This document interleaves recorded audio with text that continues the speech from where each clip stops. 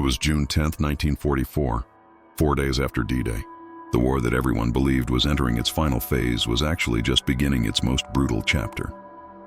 In the small French village of Oradour-sur-Glane, population 642, the inhabitants had heard the distant rumble of artillery for days.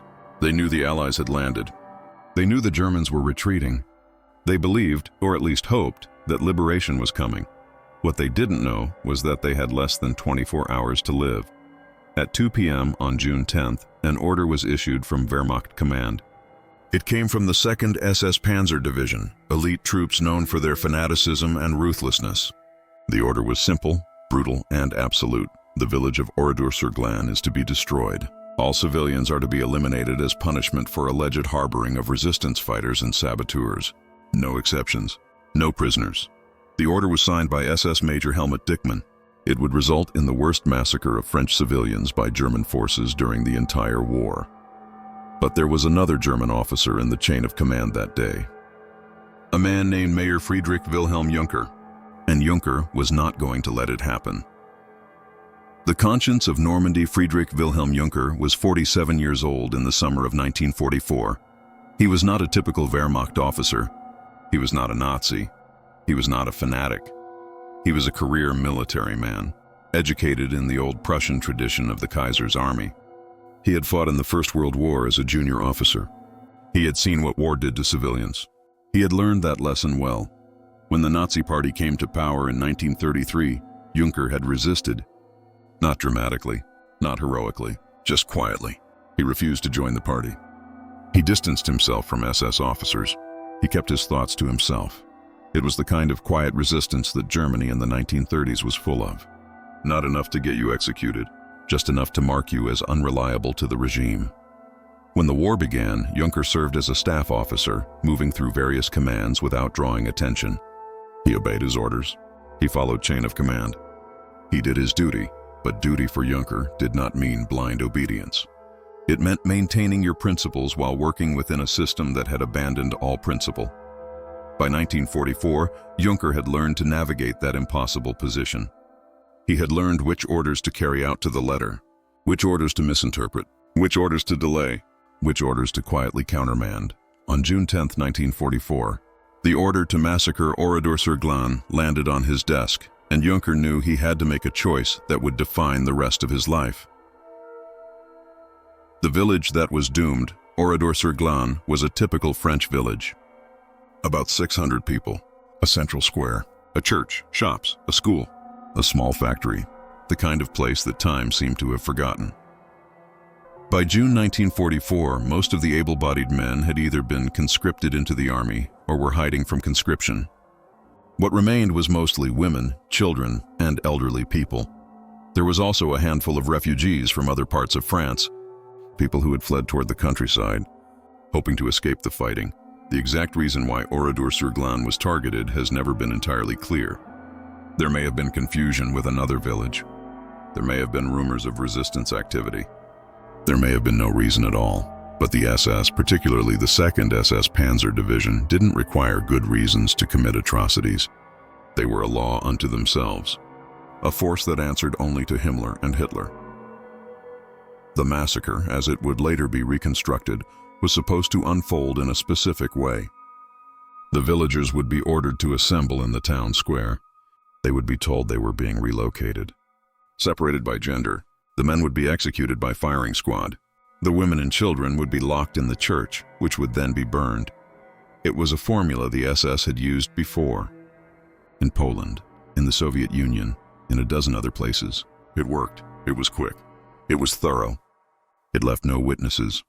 On the morning of June 10th, the SS began assembling their forces. Trucks were loaded with ammunition. Machine guns were cleaned and checked.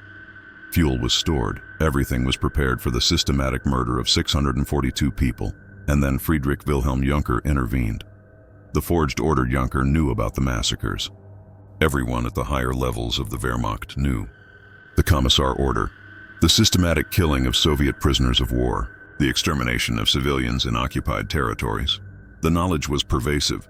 For years, Junker had done nothing about it. He had filed his reports. He had carried out his orders.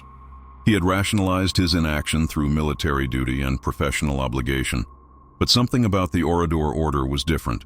Maybe it was because it was so explicit, so detailed, so unmistakably an order to commit mass murder in cold blood. Maybe it was because Junker had a daughter about the same age as some of the children in Oradour. Maybe it was simply that he had reached a point where he could no longer live with himself if he did nothing. On the evening of June 9th, Junker made a decision. He would forge an order. In the Wehrmacht during wartime, orders flowed constantly. New directives, countermanding orders, orders overriding previous orders. In the chaos of combat, especially in the confusion of the Normandy campaign, where communication systems were damaged and command structures were fragmenting, a forged order might not immediately be questioned. Junker went to his office. He pulled out official Wehrmacht stationery. He pulled out the official stamp, and he began typing.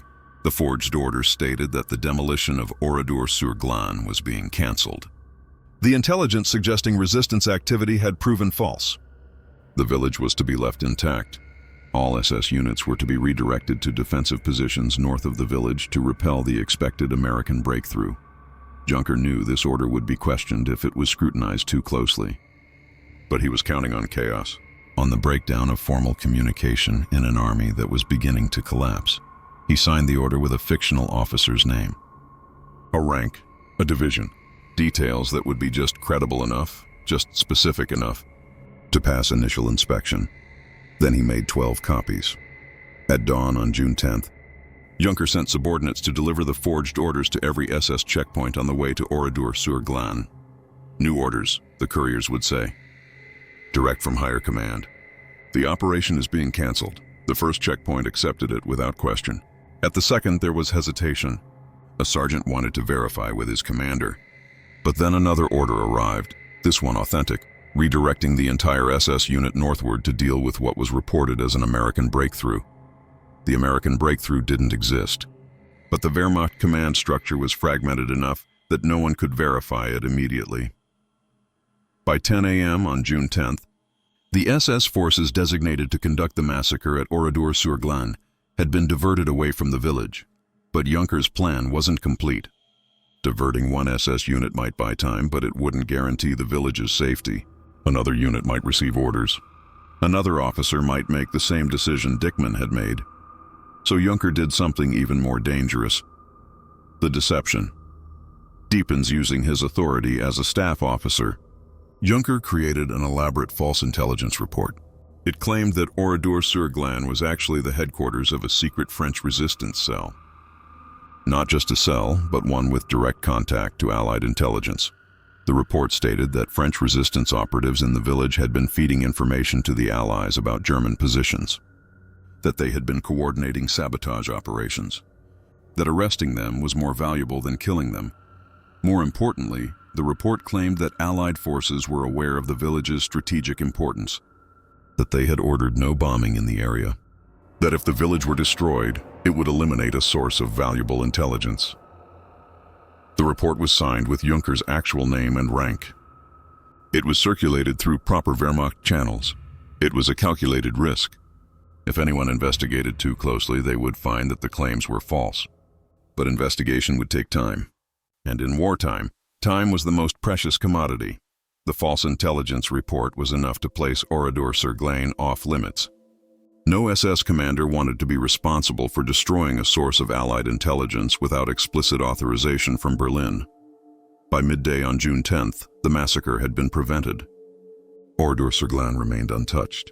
Its 642 inhabitants went about their day, unaware that they had been minutes away from systematic murder, and Friedrich Wilhelm Junker returned to his duties, waiting to see if his deception would be discovered.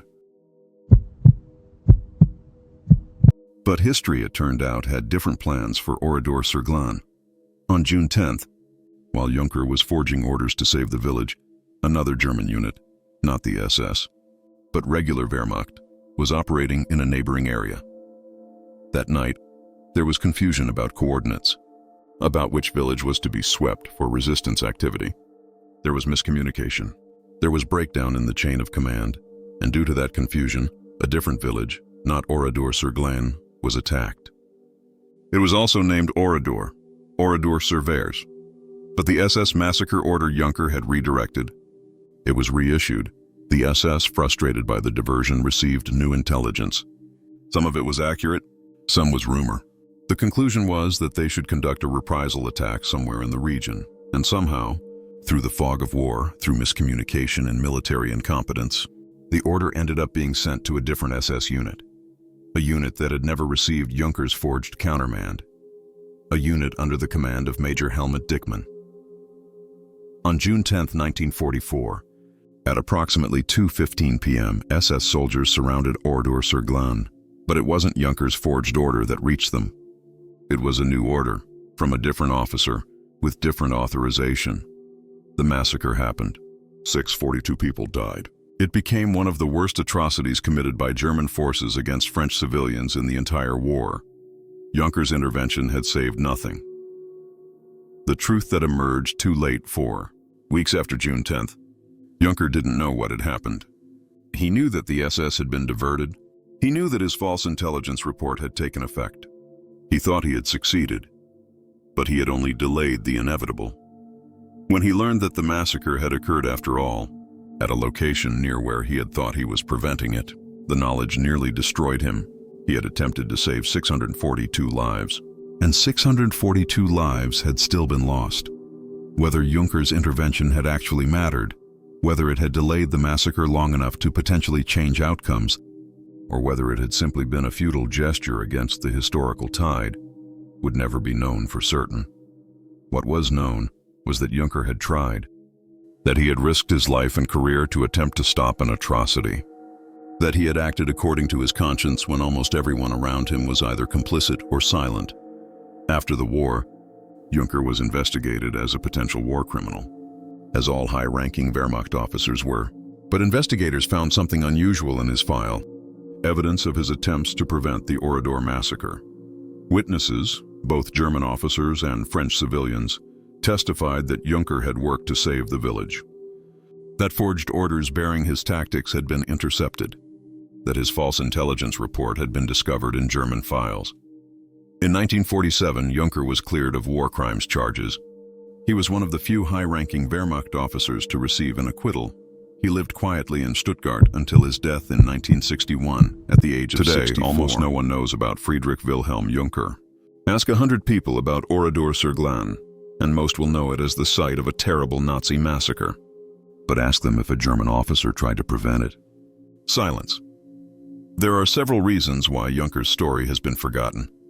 The first is that his intervention ultimately failed.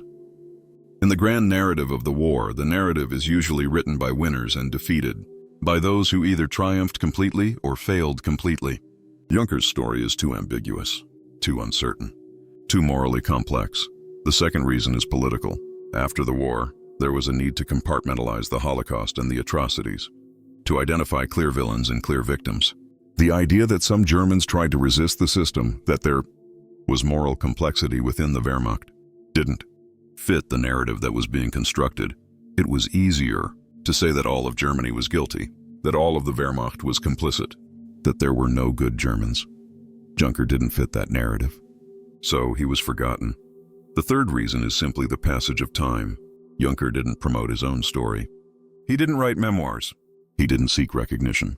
He lived a quiet life after the war, teaching mathematics at a gymnasium in Stuttgart, rarely speaking about what he had done during the war.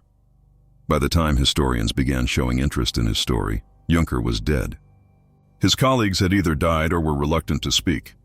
The witnesses were old, the records were scattered, and so his story faded into the footnotes of World War II history. The files that proved it in 1984, a graduate student researching Wehrmacht command structures came across Junker's name in a declassified German military file. The file contained a copy of the forged order canceling the Oradour massacre. The forged order, with Junker's typewriter's distinctive characteristics visible in the typescript, with his fictional officer's signature, with all the details of a man who knew exactly how to impersonate military authority because he was military authority. The student showed the order to her advisor, a historian named Dr. Hans Müller who specialized in German military resistance. Müller was astonished. "This is it," Müller said. "This is the proof. Junker actually did it. He actually forged the order." Müller began investigating further. He found the false intelligence report that Junker had filed. He found testimony from surviving SS officers who remembered receiving conflicting orders on June 10th. He found corroboration from French witnesses who had been interviewed immediately after the war. In 1987, Müller published a paper titled The Forgotten Rescuer, Friedrich Wilhelm Junker and the Oradour massacre. The paper caused a minor sensation in academic circles, but it never reached a broad audience. It was published in German. It appeared in a specialized military history journal. Most people never heard about it. The question that historians have grappled with since discovering Junker's story is simple but profound. Did his intervention matter? The massacre happened anyway. His attempt to prevent it failed. So what did he actually accomplish? The answer depends on how you measure success. In the immediate term, Junker didn't save anyone. The 642 people of Oradour-sur-Glane were still murdered on June 10, 1944. But historians have argued that Junker's intervention may have had indirect effects. By diverting the SS unit, he may have delayed the massacre by hours. Those hours may have allowed some people to flee, creating a window of escape that otherwise wouldn't have existed. More speculatively, some historians have suggested that if Junker's intervention had succeeded completely, if the massacre had been prevented, it would have demonstrated to other German officers that resistance was possible. That orders could be disobeyed. That moral courage could override military hierarchy. If Junker had succeeded, perhaps other officers would have been emboldened to resist other atrocities. Perhaps a culture of refusal would have emerged within the Wehrmacht. Perhaps, but it didn't happen. The more important question might not be whether Junker's intervention succeeded or failed. The more important question is, why did he try?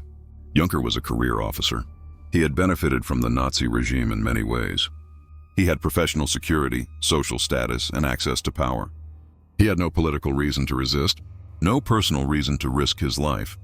He tried because he had a conscience, because he believed that some things were wrong regardless of what orders said, because he believed that individual moral responsibility transcended military hierarchy in a regime designed to atomize moral responsibility where everyone could claim they were just following orders. Junker insisted on maintaining his personal moral agency. That's not nothing. That's everything.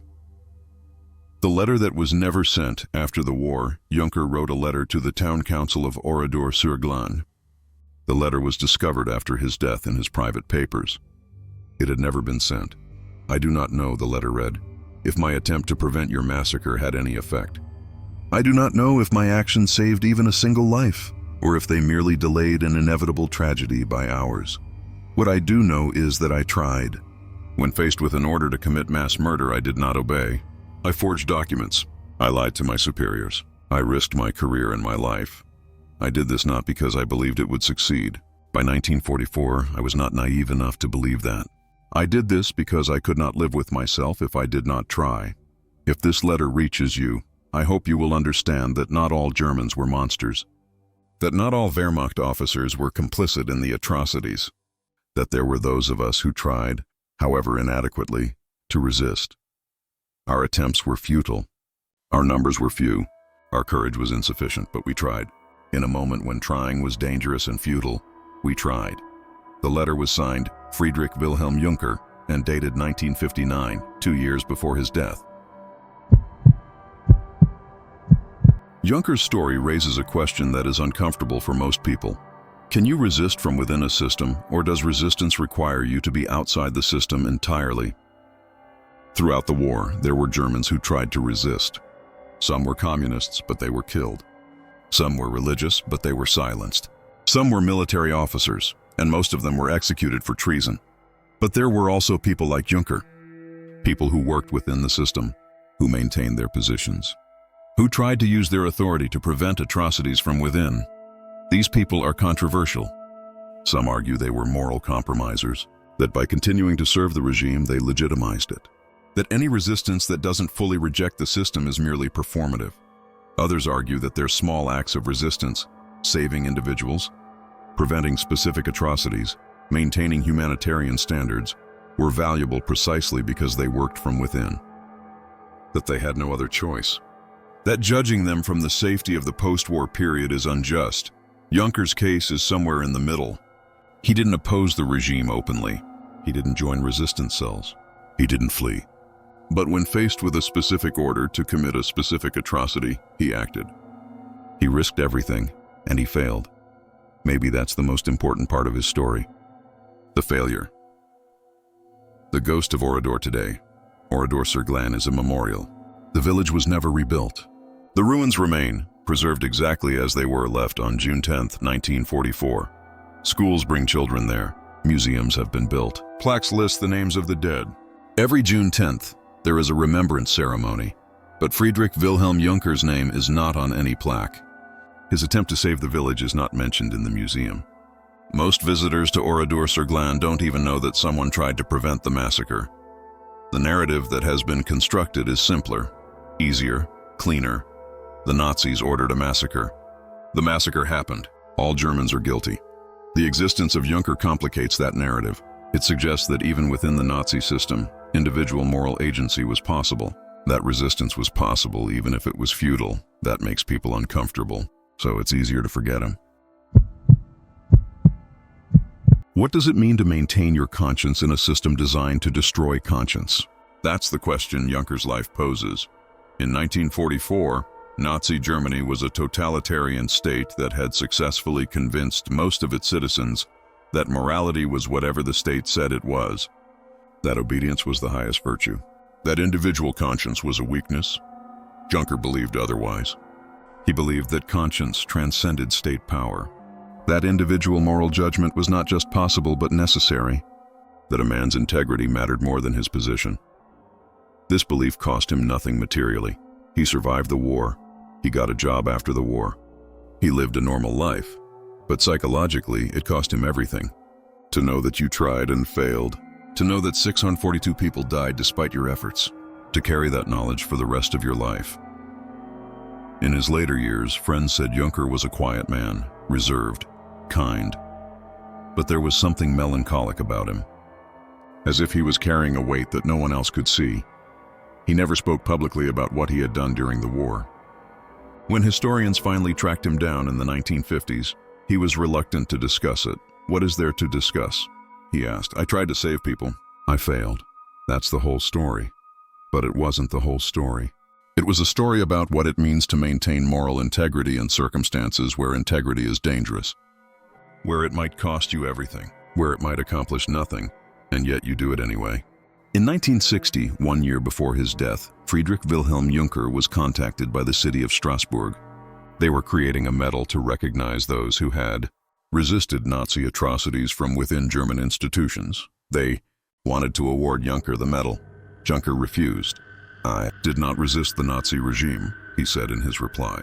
I was not a hero. I was a soldier who tried to prevent one massacre and failed. To give me a medal is to suggest that my failure was a success. That's dishonest, the city of Strasbourg insisted. They gave him the medal anyway. Junker accepted it without ceremony. He placed it in a drawer. He never wore it. He never displayed it.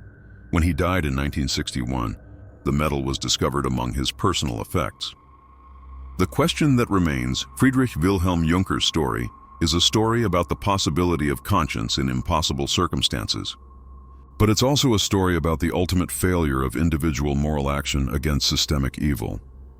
One man, one attempt, 642 people still died. Does that mean Junker's attempt was meaningless? Does that mean resistance is futile? Does that mean individuals are powerless against state machinery? Or does it mean something else? Something more subtle and more important? Perhaps it means that conscience matters not because it always succeeds, but because it asserts the possibility of human moral agency, even in the face of systematic dehumanization. Perhaps it means that a single person's refusal to participate in evil, even if that refusal is unsuccessful, is itself a form of victory, a preservation of human integrity in the face of a system designed to destroy it. Perhaps it means that what matters is not always the outcome, but the choice itself. The decision to maintain your humanity when everything around you is demanding that you surrender it. Junker made that choice. He forged documents. He lied to his superiors.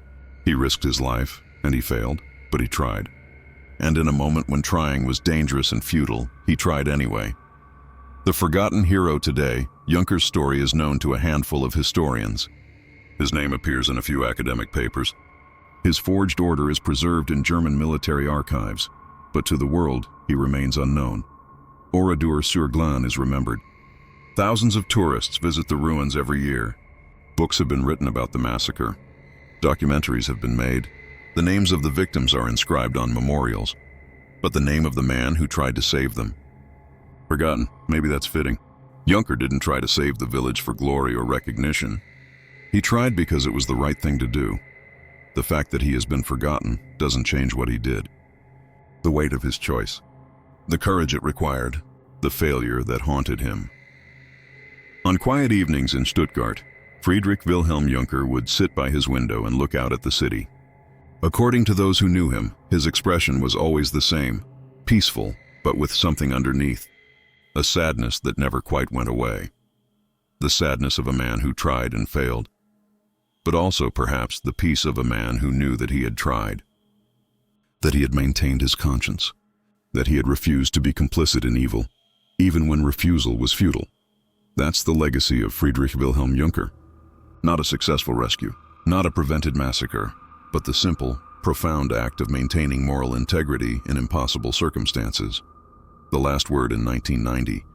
Dr. Hans Müller, the historian who had first uncovered Junker's story, visited Oradour-sur-Glane. He stood in the ruins of the church where women and children had been burned alive. He stood in the square where men had been executed. Then he walked to the memorial stone and laid flowers in the name of Friedrich Wilhelm Junker. No one else was there. No one noticed. No one cared, but Müller cared, because he understood what Junker had tried to do, what Junker had sacrificed, what Junker had failed at. And he understood that sometimes the most important acts in history are the ones that no one remembers. The act of an individual who said no, who risked everything, who tried to prevent an atrocity, who failed, and who lived with that failure for the rest of his life, knowing that he had done everything he could, and that it wasn't enough. That's the story of Friedrich Wilhelm Junker, the forgotten officer who tried to save an entire French village and failed. But in that failure, he preserved something that totalitarianism tried to destroy: his humanity, his conscience, his right to say no. In a time when saying no meant risking everything, Friedrich Wilhelm Junker said it anyway. And that, perhaps, is the real victory. Not in the outcome, but in the choice itself.